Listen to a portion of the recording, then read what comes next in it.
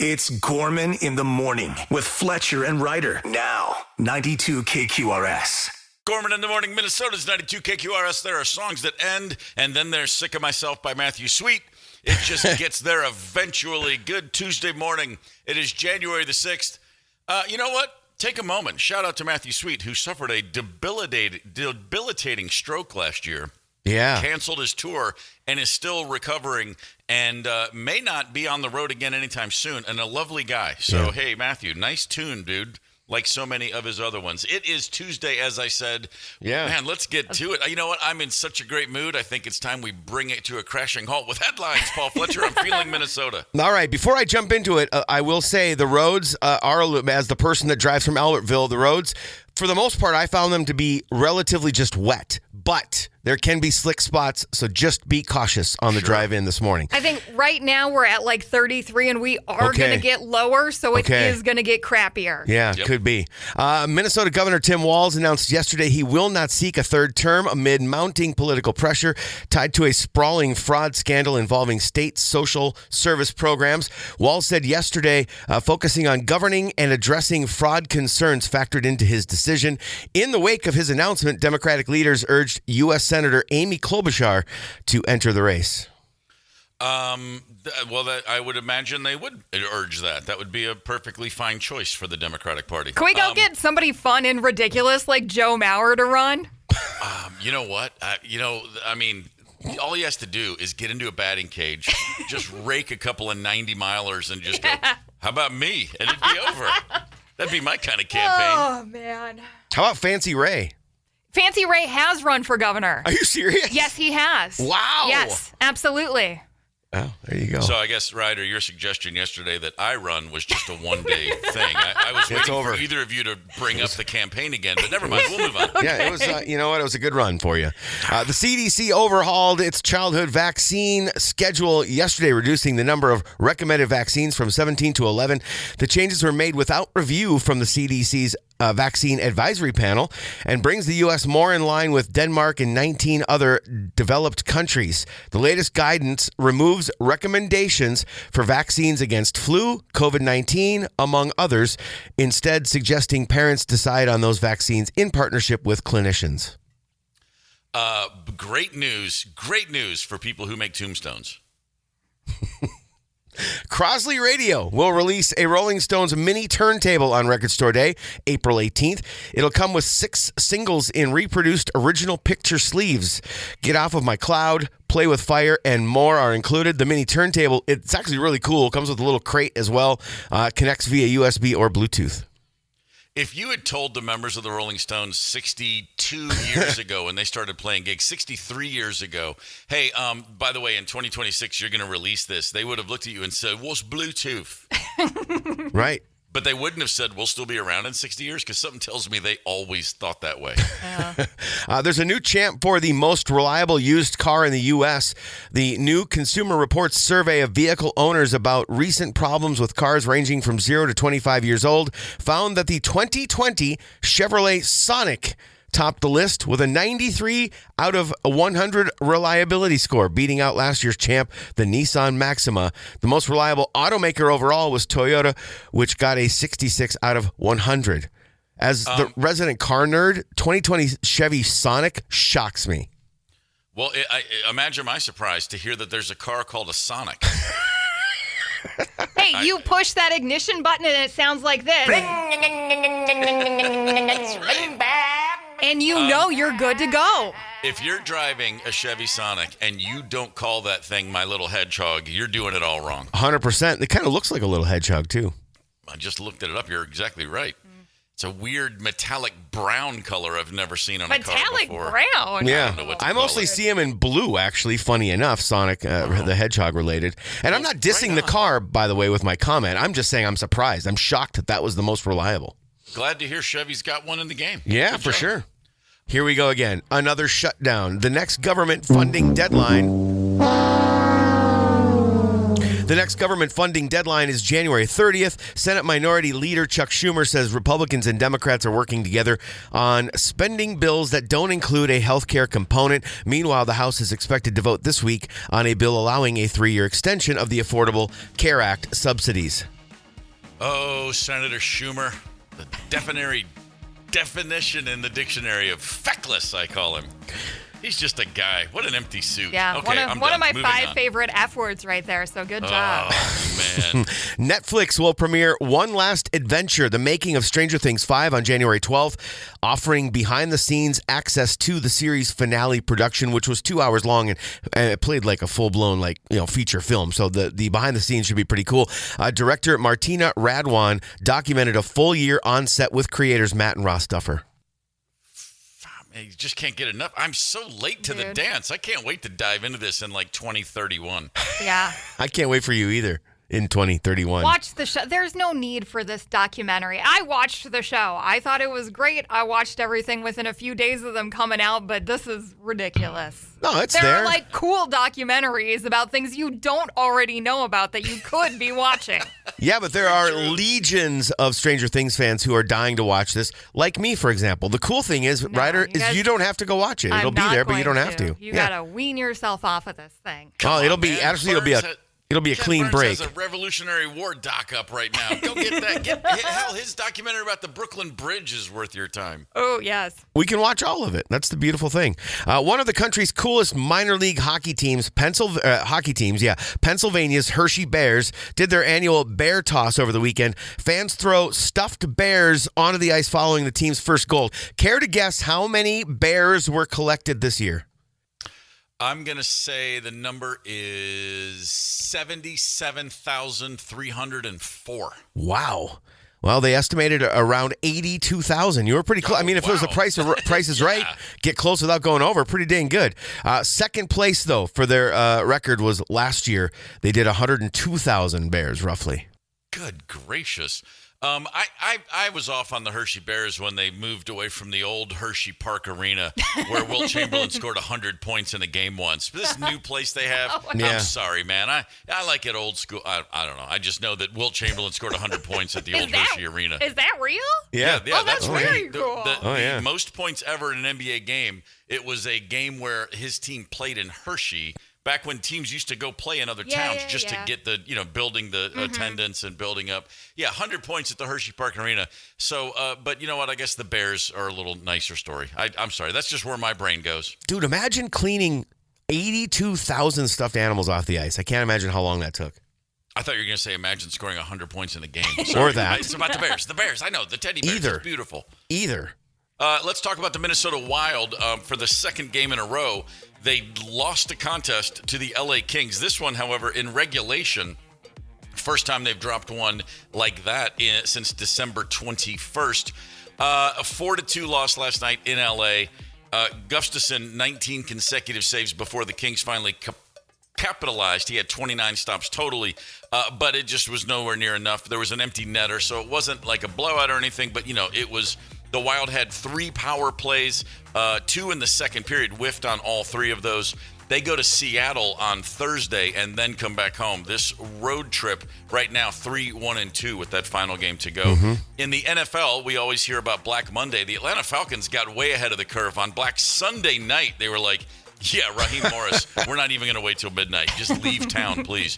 Pete Carroll, a legendary figure in both college and the NFL, out after the Raiders fired him after 1 year. The Browns fired Kevin Stefanski because that's what the Browns do.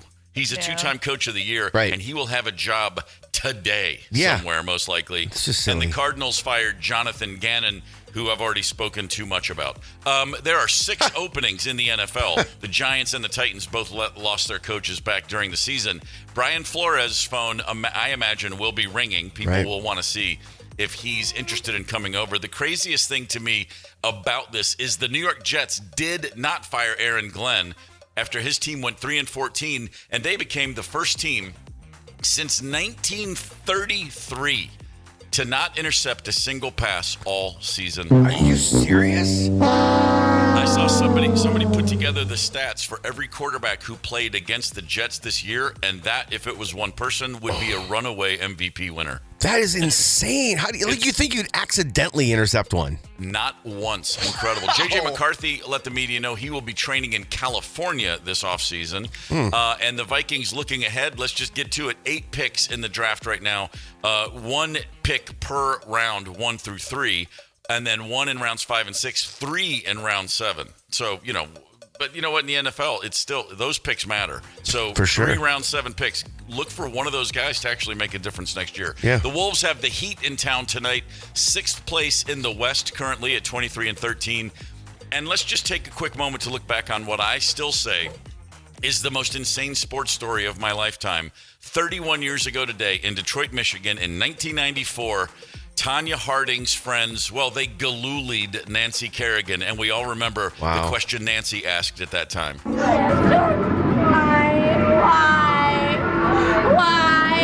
Oh, man.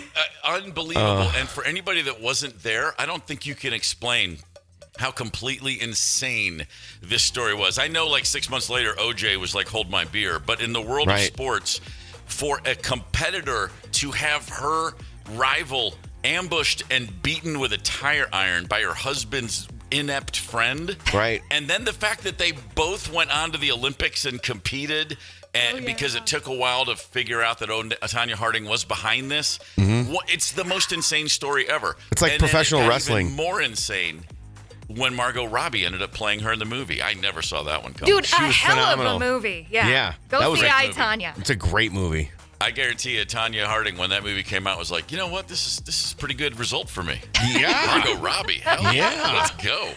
Oh, Hey, boy. we are in a city called Minneapolis, and I'm as a 3-year resident, couldn't be happier. Love you, Minneapolis. Hell yeah.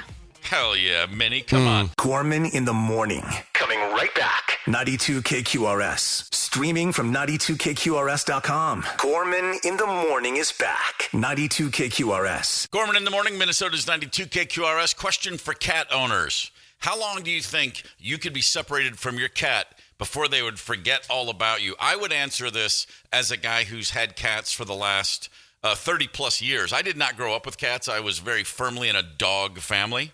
Okay. We were sort of proud of that, oddly enough. Most dog families are. Yeah, we were a little silly about it.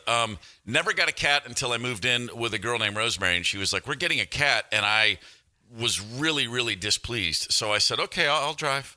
And we went and got a cat. And I've had him in the house ever since. So, so, I love cats are kind of like newborns. Like, I like mine. I don't need to be around yours. Right. Yeah. You know what I mean? Yep. But that said, I do like my cats. Milo, our current feline inhabitant, I love him to death. I mean, he sleeps with me. We snuggle up. He's my buddy. I think he would forget me tomorrow. Yeah. Are you Milo's person? Like cats know who is Rosemary Milo's person? Nope, it's Marley. And, that's a bummer 'cause she doesn't live there anymore. I know, it really is. And so when Marley comes home, it takes us, I always assume, in my mind, it's going to be like, yeah, Milo's my guy now. And then I realized, no, he's not. He's Marley's guy. Because You're a placeholder. It takes about 5 minutes, and then he's just like, okay, now we're back in sync. Yeah. So I know the answer to this question, even though I hate to admit it, which is cats, they kind of like people. They decide they like you, they're not going to forget you. I mean, and there's this obvious thought of cats are so aloof, they don't give a rat's. This is actually more upsetting to me. No, they do remember you, and they still act like they don't care. What's going on here? Yes. So it sounds like they're selective in their memory. Like, if they choose to remember you, they'll remember you for a lifetime. If they don't, they forget you tomorrow. Oh, there's a I don't even know the brand. I just know what it looks like. The treats that we feed Milo, one shake of that little tub, and he's just like, come on, let's go. Anything else? No. No, get away from me. Yeah. Now Milo sleeps with me, but I don't see him until I lay down. Wow. And the lights go out. I Interesting. actually don't know if it's him. I assume it is because it's dark. Ooh, that's a He little knows creepy. He's exactly in sync. He jumps up on the bed right as it's like, okay, I'm going to sleep. Oh, here's the cat. Okay, great. Hopefully you don't find a random squirrel or something one of these nights. You know what? My brother brought home a squirrel once and was like, hey, I found a baby squirrel. We're going to keep it. And I was like, that's not a good idea. This is not going to work. Yeah. How long did that last? 38 About minutes? 3 days. About 3 days. 3 days. Wow. Yeah, he went out and got a cage to put it in, like a thing, and then he brought home baby formula and said, "We'll give it baby formula." And I said, "Well, there was no internet back then." What really is this good for the squirrel? He goes, I don't know, maybe. And he was bottle feeding a squirrel human baby formula, and then he couldn't believe after 3 days when it didn't, last, when it didn't make it. It sort of just it died. Yeah, and it died under my watch. Actually, when he came home, I was like, "Hey, something happened with Sharpie." Its name was Sharpie, by the way. It's a great name. If you're gonna have a squirrel, name it Sharpie for sure. It was a good name, yeah. Oh well. Maybe go grab an acorn about or that two. Squirrel, and I've thought about that squirrel every time I've ever seen Joey Kramer from Aerosmith play drums ever since. Okay. I mean, he's just got those weird. I look ridiculous when everybody looks bad at the drum kit. He looks like someone's going, squirrel, squirrel. That's just me. It's a personal thing. But you know what? Speaking of cats that don't forget us, I mentioned this yesterday. Chauncey Gorman, beloved member of the Gorman family, and a guy who spends a lot of time here at KQ. Hell yeah. Just wound us up like a top on New Year's Eve. Oh boy. Quick recap. Chauncey was in the early evening hours of New Year's Eve having what looked to be the deepest nap in dog history, which says a lot. But, even when he's asleep, he'll hear a door open. He'll be aware of when someone, drops a shoe on the floor. Any unexpected noise, he'll look up. Nothing. He was on the couch for 2 straight hours, like in a coma. And it was enough to where we were like, hey, is he okay? I woke him up just because, after a while, I had to make sure he was. Yeah. I took him outside. He actually had a burst of energy, ran around like a top, and then came back in and started struggling to stand up straight. And he looked like he was having a seizure. I immediately, having been through this with a dog before, I thought, this is horrible. I thought, oh my God, he's having a stroke. And I rushed him to the emergency vet and got him there. By the time we got there, after all this had happened, it had been a few hours of kind of observing him. Once he started shaking and freaking out, I took him right away. Yeah. Long story short, get to the vet. It's about 11:30 New Year's Eve, and then while I was on the way there, Rosemary, my wife, called and said, "Hey, I think I have good news. Apparently, he got into a bag of THC gummies." And doing a little detective work with the owner of that bag of gummies, our son, we determined that Chauncey had taken 14 5-milligram THC gummies down the gullet. Good Lord. And so he wasn't having a stroke. He was just high as a kite. All right, enough fun and games. Not enough energy to look for Cheetos even. It was a great result for a horrifying a few minutes there. Yeah. Just absolutely panicked. And so, it just dawned on me, like everybody's, the craziest part of the story was the vet that treated him reminded me that she was also the vet 5 years ago when he scarfed down a bottle of our other dog's pills and OD'd that time. That was a much harder situation. He spent like 5 days at the emergency vet, basically in dog ICU. What kind of pills? It was like Carpafam. It was a pain pill. Our other dog, Zelda, was having trouble with her hips, and we had a prescription for her. And I came home from the vet, and I left that bottle of pills on the kitchen counter and walked out of the room and came back a few minutes later. And I was like, hey, where are those pills? And he had jumped up there and grabbed them and taken only 58 of the 60 in the bottle. And so that was a much heavier situation. So the craziest part of the whole story is that the same vet that treated him back then is who was at the on-call at New Year's Eve at midnight this time. And she's like, I love this guy. I've always remembered him. And I'm like, yeah, he's pushing it, man. He's pushing. He's living on the edge, this guy. She loves all the money he brings in. Don't get me started. But there's a lot of close calls with our little buddies, our little what do we call them? Fur babies. I can't stand that, but people say it. We banned that term. Yeah, we should. Thank you. But we love our animals, and as scary as these stories are, a lot of times you get into them and you have a pretty good result. I did have a dear friend whose very large Mastiff Saint Bernard hybrid-looking giant dog put down half of a Nerf football once. What? That required surgery. That wasn't going away. That wasn't going to work right through the system. No, I suppose not. As pet lovers and owners, we all have the whole, you got to be kidding me. 651-989-ROCK. Fletcher, what do we got? You have a dog story, Fletcher, I believe. Yeah, so we've had a few over the years, and you have Chauncey. We our previous dog, we have Charlie right now, but before that, it was Chance, and we called him Chancey. So Chauncey, kind of close. He actually ingested my daughters had those bracelet making kits. You know, kind of like the friendship bracelet kind of thing. Yeah. Well, somehow he got into that. I think he got a couple of beads, but more importantly, he got what I estimated to be around 2 feet of the bead making like elastic cord. And I found this out. Yeah, and it was a lot of fun. I'm assuming this is a small dog. Yeah, it was a Shih Tzu once again. Yeah, a right. 12-pound dog. Yeah. And I found this out because he's just, you know how they get in the hunched position to go number 2, and sometimes when they've got issues, they just stand there. Because they don't know what to do. So I go and investigate. I got some rubber gloves. I ended up just slowly, because I see a turd on the ground, and then it's tied to a string. And I just and I knew that this could be wrapped around who knows what. So I very carefully, he knew I was helping him, but he turned around every now and then like, dude, what are you doing? And I just had to keep pulling, slowly pulling and pulling. It was like the never-ending string. Like a magician with handkerchiefs.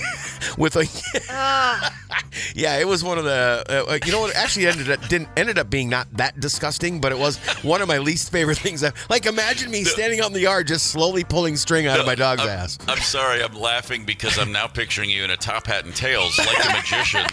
You know what I mean? Doing it like on stage, you know, with oh my gosh, you know, like some you know, low key like yacht rock playing, you know, without lyrics in the background, and you're like, da-da-da. Oh man, that's fantastic. Come here, Chance. Yeah, Chance, you're underdressed. Let's put a sharp vest on you, Chance, for this next act. Yes. Oh, so Tomorrow fantastic. we're gonna cut Chance in half, or will we? Right. That'd be great. A magician whose entire act is pulling stuff out of his dog's ass. I'd go see that show. I'm just telling you. Oh, yeah. I didn't have a magic wand. It's the only thing I wish I would have had while we were doing that. Fantastic. 651-989-ROCK is the talk and text line from Luther Westside Volkswagen. Yeah, Ryder. Aaron in Woodbury on our Facebook page feels your pain. He said his dog ate an entire ashtray with weed ash, roaches, was doing his best to be a happy dog, but had the odd 3-hour midday nap. So Wow. Okay. you are not alone.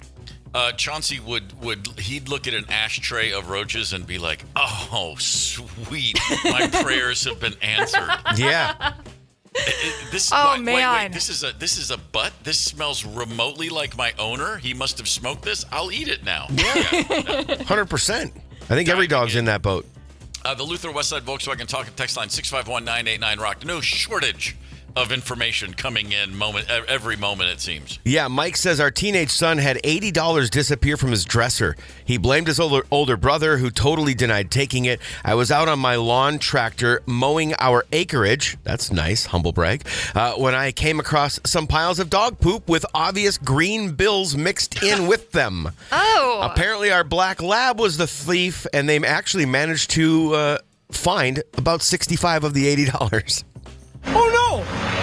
Oh jeez! Okay, so you clean off some money and use it, right? Yeah, for sure. If you're going to clean it off, you better use it. You want to clean it off and get rid of it as soon as possible. I feel bad for this. You're going to walk into that holiday and get that nice chewy nugget ice and a Snickers bar and be like, I'll pay in cash. And it's out of your hands. Mm-hmm. I really was hoping that story was going to go into he accused his little brother and his little brother ate it. But no, it was the dog. It was indeed the dog, yeah.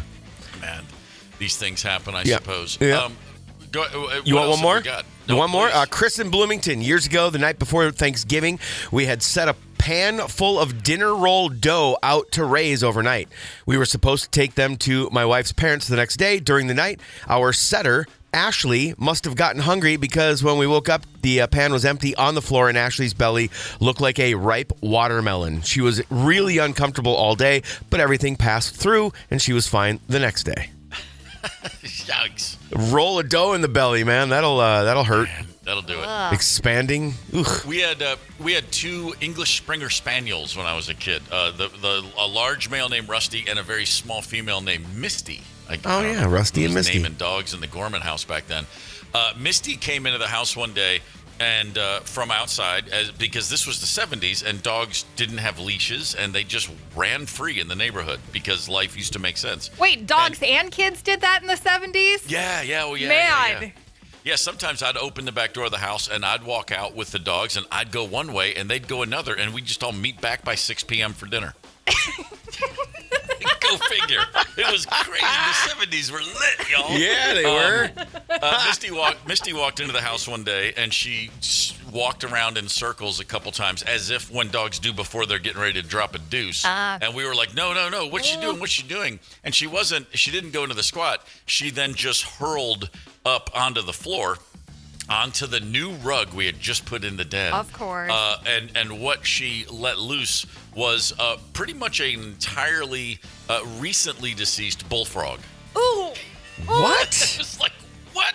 Wait a minute. Oh. Changed the way I looked at that little dog for the rest of her life. Yeah, yuck. She's not the cute little face-kissing love bunny, and I thought she was. She ate a frog. Yeah. Yeah, that's gross. That's how nature works. I know. Dogs be hungry.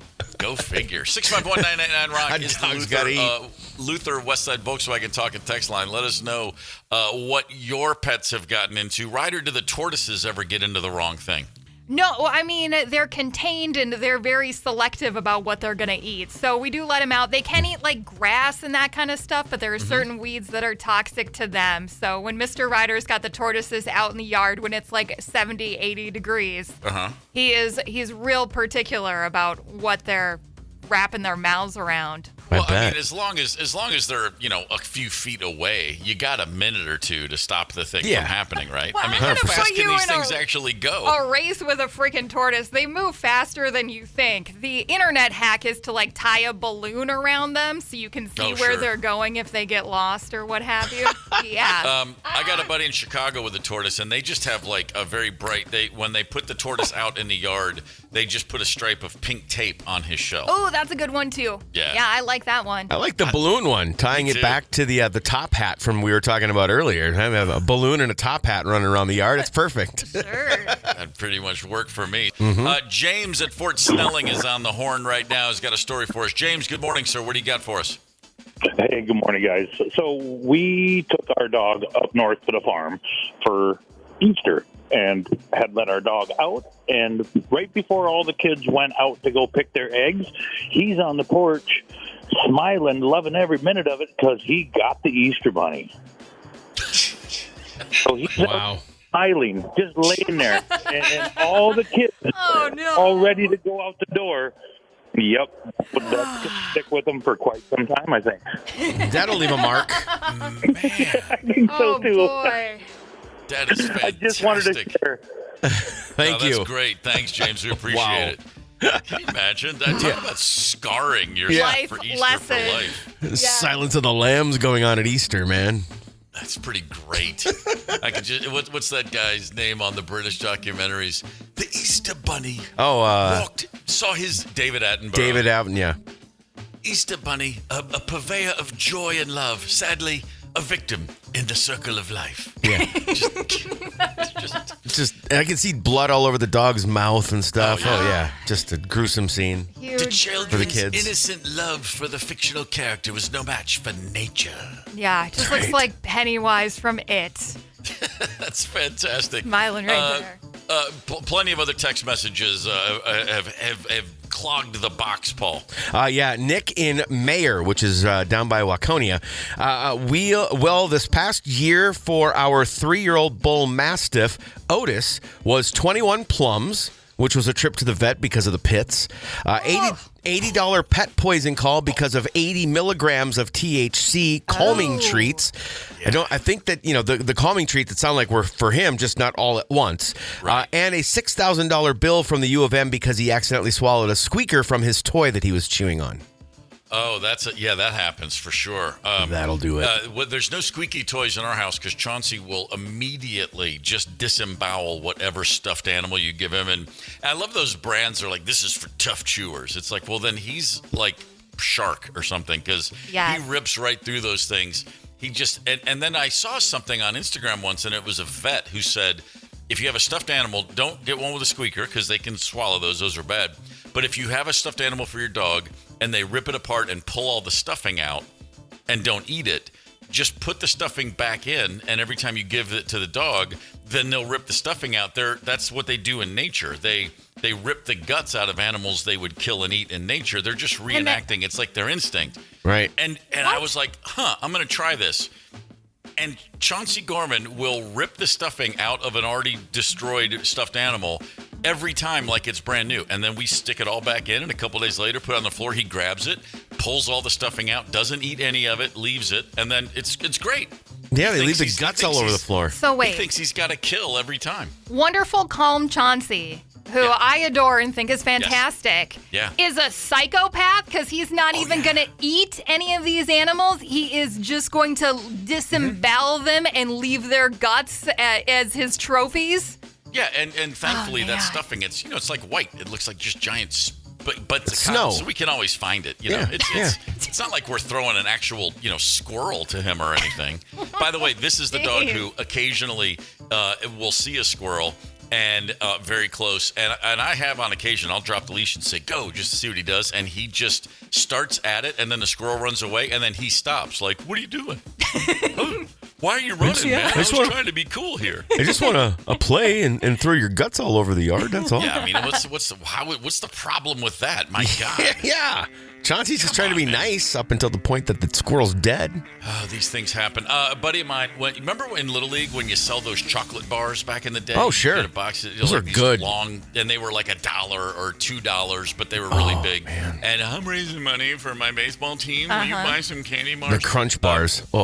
A kid on my team put his box down at the house, and his dog went through like 6 or 8 of those giant candy bars, and they had a tiny dog, like one of those, 10 or 12 pounders, like you're familiar with, Paul. Yeah. I don't remember the breed, but if I did, you'd probably know. I mean, it's one you've heard of, but I can't remember.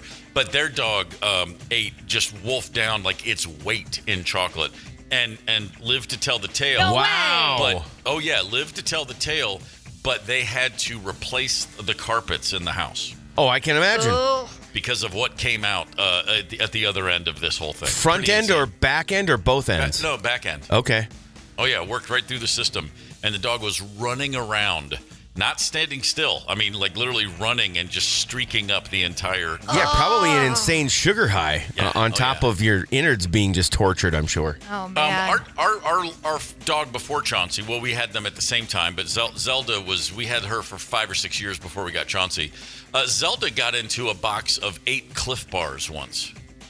Now, think about a Cliff Bar. Are those good for dogs? I imagine they're not. It's a lot of processing. 8 of them is not. That is like pouring cement down. I mean, it's just, she laid on her side for like 18 hours, just like, I'm fine. I'm just working through this. It was like, no dog is supposed to have that many oats and chocolate chips and peanut butter and whatever was in those things. Watching her, getting there and seeing the 8 wrappers. How do dogs not chew the paper too? She was like a surgeon. It's a skill. It's like a digestive marathon is what that is. My Pretty God. incredible. It was great stuff. Gorman in the morning. Coming right back. 92 KQRS. Streaming from 92KQRS.com. Gorman in the morning is back. 92 KQRS. All right, the Minnesota Wild, pretty darn good hockey team. Yeah. We got some pretty darn good seats in the old KQ suite, and we would love to give some of those away. I believe we have a Monday night matchup against the New Jersey Devils. A couple of tickets right here on the table. Ryder, what's on your mind? It's WTF time, buds. I've put together something special. This is great. Wisconsin, Texas, Florida. You know how it works. Ryder's going to play us some clips, audio clips, 3 stories that went down. They either happened in Wisconsin or Texas or Florida. It might be one from each. It might be all 3 in the same state. We won't know until we find out. But Ryder's got that look. And by the way, calling her shot like Babe Ruth at Wrigley Field. Yeah. I'm very excited about what we're about to hear. There's a theme today. Let's see if you can spot it. Here is the first story. Masked bandit commits quite a sin breaking into a church in. But as Fox's Madeline O'Neill explains, this little guy probably won't be going to jail. I've never seen anything like this. Pastor Ingrid Durr found this sign of a break-in. I saw somebody must have threw a brick in there or something. At a church where everyone is welcome. Nearly. That's the only one that's not welcome, the raccoon. Outside Chosen Generation Outreach Ministry, Durr says she's seen a family of raccoons. They climbed up that tree right there. She just didn't expect to see one. That's what I call him. I think it's a little rascal, just a little rascal running around. Running around inside her church. I'm looking through my phone, my footage and everything around the building, and that's when I see this little rascal on the table. It seems the bandit's mask wasn't enough to hide its identity. So I walk away and see the long tail. I said, that's a raccoon. The raccoon was in the church's dining room, caught red-pawed. Wow, he really did a thing in here. Office is still a whack. But at least I know what it was now. It was still a rascal running around. And that was Madeline O'Neill reporting. Did everybody else take a shot anytime she said little rascal? I was just going to say rascal a few more times. My God. Love it. All right, raccoon breaking into the church. Masked bandit. Yep, here we go. And here is another masked bandit. New at 10, guests at one of restaurants got quite the surprise. Yeah, an uninvited guest crashed one table's dinner plans. They took a bite out of something, but it wasn't the food. Stephanie Quirk is in the newsroom to explain. Ashley and Ben, the County Sheriff's Office says they were called to after a raccoon got loose in the dining room and bit a guest. Med 281 mutual aid for a customer who was bit by a raccoon. A fine dining experience turned into a wild one Sunday night after an unwanted guest fell through the upscale dining room ceiling at Ristorante Brazago. My phone rang and it was first a resort. And they said, hey, do you do wildlife control? And I said, yes. Matt Snork says he was called in to help. It was quite a large raccoon.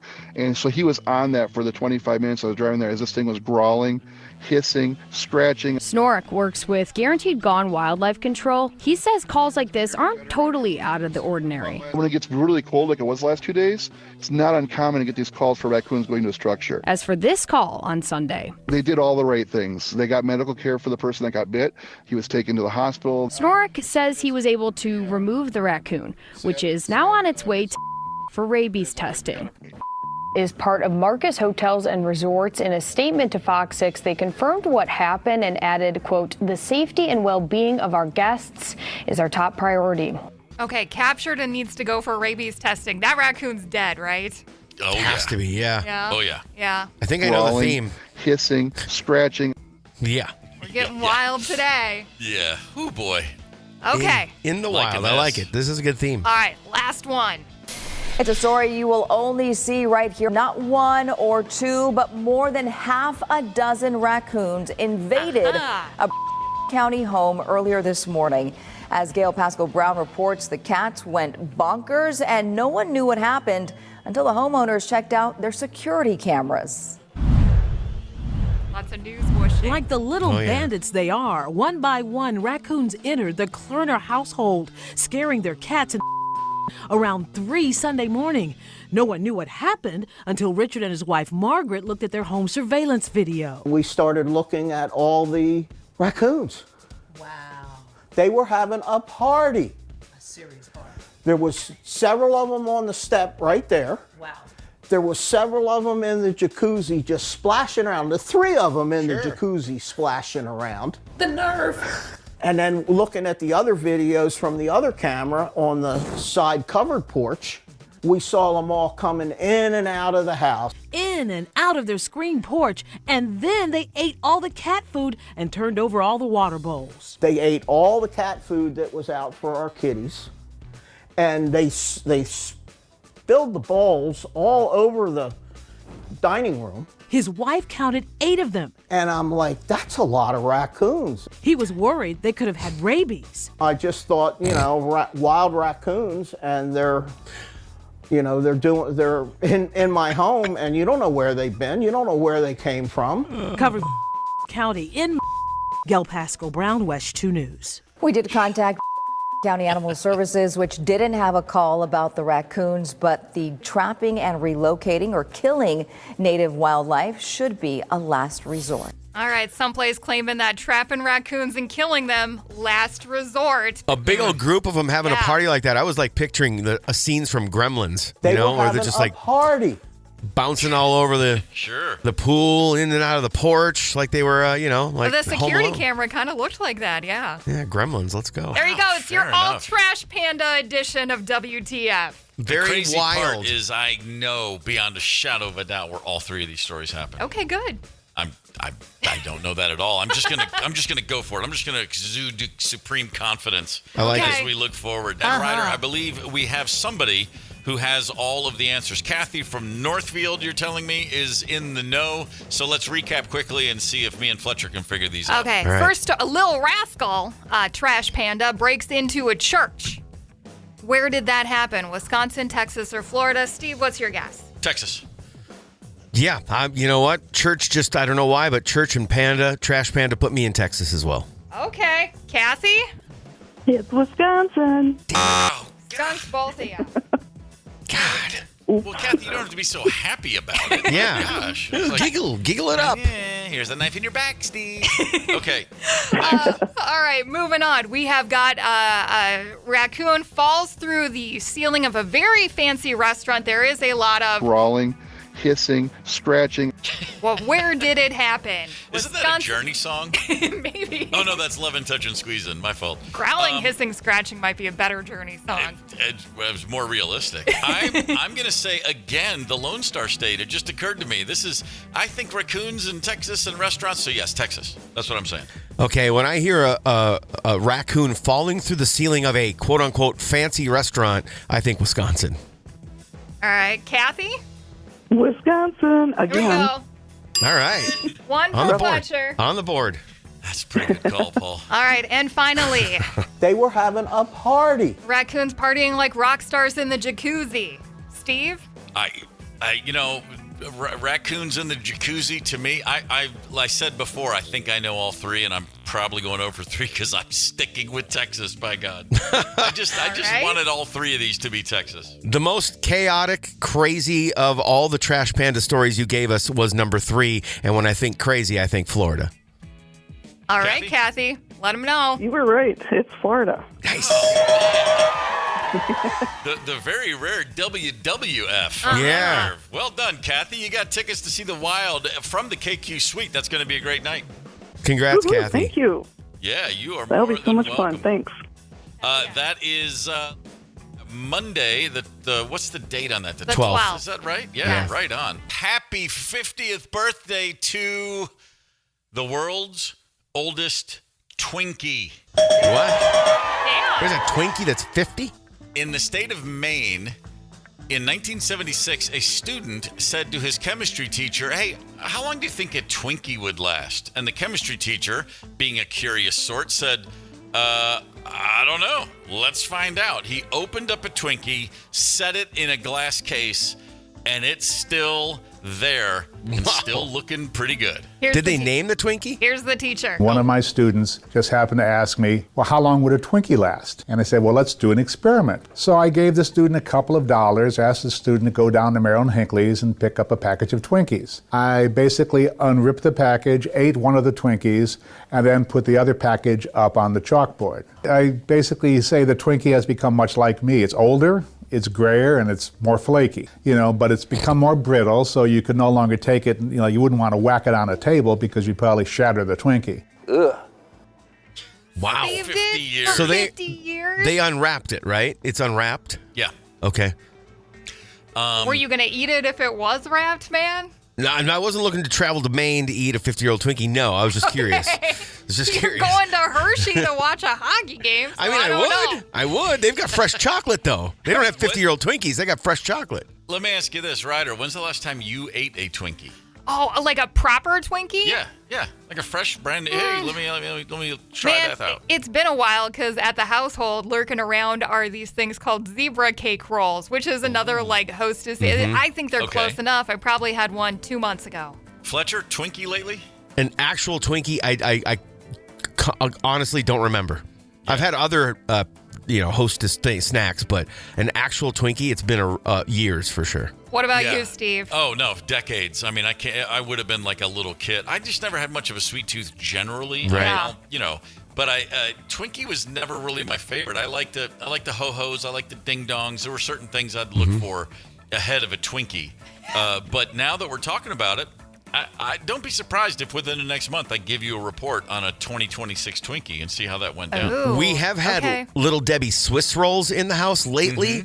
The kids love those a lot, but there's a problem. I love them more than the kids, and so I don't allow them to be in the house because otherwise I eat them by the box. It's dangerous. No, it's problematic. Make no mistake about it. Gorman in the morning. Coming right back. 92 KQRS. Streaming from 92KQRS.com. Gorman in the morning is back. 92 KQRS. Gorman in the morning, Minnesota's 92 KQRS, Tuesday, January the 6th. Coming up on a week since New Year's Eve, the night that our dog, Chauncey Gorman, as we call him, discovered a bag of gummies and put down, to the best of our abilities, to determine 14 gummies, which I've now confirmed THC and CBD and melatonin.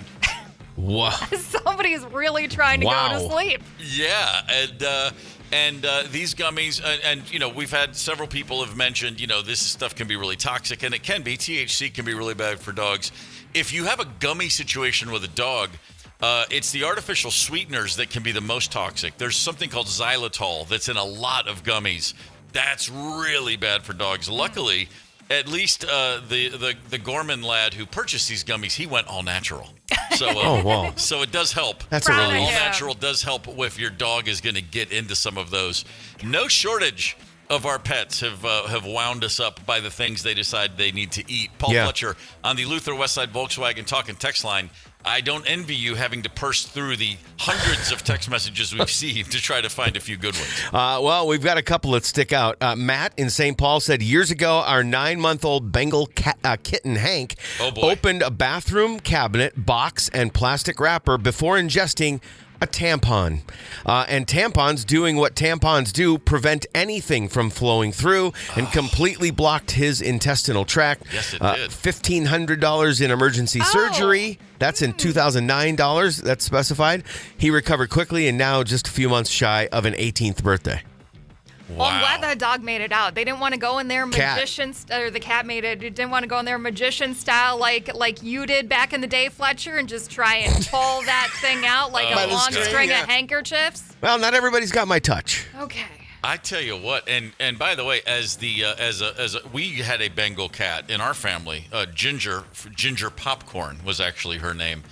And I'll just say this: Bengals are incredible to look at and bat crap crazy. Yeah. Man, when we lost Ginger a little bore her time, we were sad and relieved, similar at the same time. We felt like we had a wild the whole time. It was like, you know, she's only a few pounds away from making a move on all of us. Like if Ginger if she had hit 30 pounds, I mean, she was a normal sized cat, but if she had been twice her size, she would have killed the whole family one night just for fun. Bengals, whew, man. Yeah. Just telling you. If a cat's going to eat your face, it's going to be a Bengal. No question about that. Anything else, Paul? Yeah, 651 number. I had a German short-hair pointer, and one Christmas we made a basket of decorated pine cones. I came home from work, and the basket was in a billion pieces, and not a single pine cone was left. Think he learned his lesson after taking his first dump and pooping out shards of those pine cones. Oh, my butthole just clenched real bad. Ugh, not good. And you know, it's a German short-haired pointer, so he was like, this reminds me of the Black Forest, the pine fields, and cones. I feel in touch with my heritage. Oh, man. Just think about those things coming out. Let me shout out one from Rochelle on the Facebook page. She Sharp says, and Scheisen? Yeah. Sorry. It's no good. I'm done. She said, as a kid, we had a dog that would eat the tinsel off the Christmas tree. Found him out running around the yard with shiny strands just coming out of her backside. That is decorative. That is very festive. It is. That's an REM song, Shiny Happy Poopy. I remember that one. Yes, it is. Wow. 651-989 Rock, the Luther Westside Volkswagen Talk and Text line. Our good friend Wally texted in, said, used to have a Great Dane that ate socks and small toys. Learned this by my buddy dog sitting and texting me, hey, your dog just pooped a sock. Told him wash it and I'll pick it up Sunday when I get the dog. Every spring I would find them in the yard at poop cleanup time. It was always several socks, maybe some underwear, and always a small stuffed toy or two. Just good. Unreal. You got to get those child protective locks on all the drawers in your closet and stuff. Your chest of drawers. You got to lock them down. Yeah. This one might be my favorite of the morning. Steve in Rogers says, I had a Jack Russell Terrier. He loved to eat No2 Pencils and would eat them all the way down to the eraser. He really loved a chic disposable razor as well. It was always fun following that dog around the yard. He lived to 16 years. I don't know how. Damn. There are certain breeds where apparently lead is good for the diet. Yeah. That's mind-boggling. It is mind-boggling. I love that one. Make no mistake about it. Hey, I talked yesterday about the golf card number 1 for the season, the Tee It Up golf card, and you've probably been hearing spots for that. Forget it. It's gone. Sold out. As per usual. Wow. Yeah. Golf card number 1 is sold out. Something tells me golf card number 2 is probably not too far away. Keep your ears peeled. Snooze, you lose on that one. Man, it went on sale last Friday. Today is Tuesday. Wow. Done. That's quick. Absolutely done. All right, we're rolling along. We got just enough time left for the last word. I was reminded, long story short, no reason to go into how this hit me, but when I was a kid, we had one neighbor, I should say, in my neighborhood who was clearly doing a little better than the average bear. Big house, but he had a Mercedes-Benz. All right. And in the mid-1970s, in a suburb of Baltimore, that might as well have been a private plane. Right. Like, he would drive by and we would be playing like, football or wiffle ball and stop and look. Here it comes. Mm-hmm. It's a Mercedes-Benz. And I remember my mom saying once, I hear he's a millionaire. And, I mean, I couldn't when that fathom. meant something. Yeah, I couldn't fathom that much money. And now, just looking around at the modern Gilded Age, which makes the Roaring Twenties look like a socialist playground, it's just an interesting reminder. So when we talk about billions, all you hear is someone's a billionaire, billions and billions. Just quick to separate the difference here and to remind everyone, including myself, of how little we understand numbers. 1 million seconds is 11 days. Okay. A billion seconds is over 31 years. I don't even get that. I don't know how that. I don't get it. I don't get it. It's mind-boggling. To 1 million, if one number takes a second, you can get to 1 million in 11 days. A billion is 31 years. That's just, that's mind-boggling. Yeah. I'll just go ahead and say it myself. That's mind-boggling. Crazy! It's all of the words. Tomorrow on this show, Dave Schwartz is going to join us. Oh, that's right. Currently the communications manager with the Wild, former KARE11 sports gentleman. Yeah, he was KARE11 sports dude with Eric Perkins for a lot of years. That's Dave's an awesome dude. He's an awesome dude. Loves music and loves hockey. We're not just saying that because he's bringing Wild tickets for us to give away. He really is cool. No. Yeah, it's going to be cool. In case you just missed that, he's bringing Wild tickets for us to give away. More Wild tickets on top of what we already have. It's going to be great. It's going to be a Wild-centric. What's coming up next on 92 KQRS, my friend? This might be shocking, but we've got more Wild tickets. There we go. Keyword right around 1:30, commercial free just after 11:45. Gorman in the morning is also Gorman on the go. Get the 92 KQRS app and stream live or catch the Gorman in the morning podcast anytime. 92 KQRS.